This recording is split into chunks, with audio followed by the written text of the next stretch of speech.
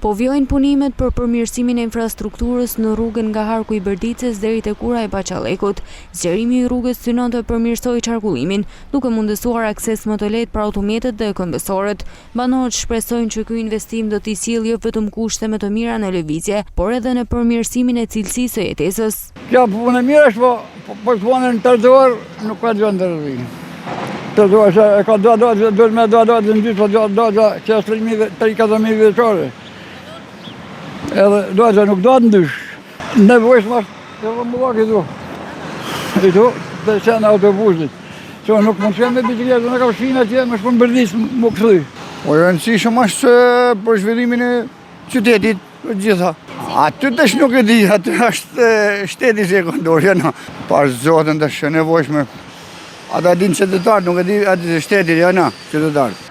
Po se u bo ke rëmuj me bicikleta, me gjana, e ngush shumë. A kupton, trafik shumë i rënuar këtu. Kja kënë planë qisa ba tërmeti, po s'di se banë ngushtet herën. 32 metre ka kënë, po base pa banë 28. Si mas nërtesave. Unë kam kënë shqitë këtu 45 vjetë.